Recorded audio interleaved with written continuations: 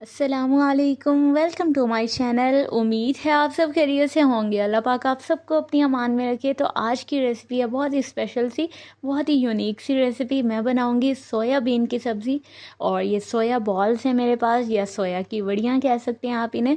और ये बहुत ज़बरदस्त सी एक रेसिपी है, आपको ज़रूर पसंद आएगी और बहुत अच्छी चीज़ है, सेहत के लिए बहुत अच्छी है और बहुत ज़बरदस्त सी हम ये बनाते हैं सोया बॉल्स।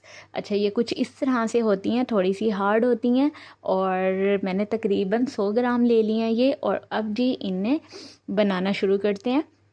मैंने ले लिया तकरीबन 2 गिलास पानी, उसे थोड़ा सा गर्म होते ही मैंने इसमें ये सोया बॉल्स डाल दिए और अब इन्हें इसी नीम गर्म पानी में ही तकरीबन 5 मिनट मैंने छोड़ दिया था। बहुत ज़्यादा बॉईल नहीं करना, इतना करना है कि ये तकरीबन 80 to 90% सॉफ़्ट हो जाएं।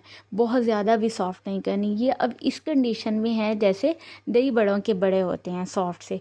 अब इन्हें मैंने तकरीबन 5 मिनट बॉईल करने के बाद इन्हें निकाल लिया एक बाउल में। और अब हम अपने नेक्स्ट प्रोसेस की तरफ आते हैं। मैंने एक कढ़ाई में ले लिया तकरीबन 4 से 5 टेबलस्पून ऑयल और उसमें ये सोया बॉल्स डाल दी हैं जिनका एक्स्ट्रा पानी निकाल लिया था। और अब इन्हें कर लेना है बहुत अच्छा सा फ्राई। इस तरह से फ्राई करने से इनका कलर प्यारा सा हो जाएगा। और जब ये पूरा ऑयल अब्ज़ॉर्ब कर लें और उसके साथ साथ इनका कलर भी चेंज होना शुरू हो जाए कुछ इस तरह से, तो फिर हम इन्हें निकाल लेंगे और हम अपना नेक्स्ट प्रोसेस शुरू करेंगे। तो जी सोया बॉल्स को मैंने निकाल लिया और अब जी इनका मसाला तैयार करते हैं। और मैंने ले लिया तकरीबन हाफ़ कप ऑयल और उसमें मैंने डाल देने हैं जी प्याज। एक बड़े साइज़ का प्याज था जिसे इस तरह से कट करके मैंने इसमें डाल दिया। इसे थोड़ा सा फ्राई करना है, कलर डार्क नहीं होने देना। और उसके बाद मैंने इसमें कुछ ये हरी मिर्ची डाल दी हैं। हरी मिर्च डालने के बाद इसे भी फ्राई करना है और फिर जी मैं इसमें डालूँगी लहसुन और टमाटर। अच्छा, लहसुन आपकी मर्ज़ी है, आप डालें, आपको अगर पसंद है इसमें तो डाल सकते हैं, लेकिन अगर लहसुन नहीं डालना चाहते तो आप इसे स्किप भी कर सकती हैं। अच्छा, तो अब जी इन सारी चीज़ों को लाइट से सौते किया और मैंने निकाल लिया। अब इन्हें हम बहुत अच्छा सा इस तरह से मैश कर लेते हैं। कोई भी आप हैंड मैशर ले लें या जूसर ब्लेंडर ले लें, जो भी, या इन्हें खुद ही ऐसे हाथ से पीस लें। जिस भी तरह से आप इसका पेस्ट बनाना चाहें तो बना सकते हैं। अब मैंने पैन में ले लिया तकरीबन 1 कप ऑयल और उसमें मसाले डाले हैं। 1 टीस्पून सुरख मिर्च का पाउडर, हाफ़ टी स्पून हल्दी पाउडर, 1 टीस्पून धनिया पाउडर डाला है। और उसके बाद इसमें नमक वो बाद में ऐड करते हैं।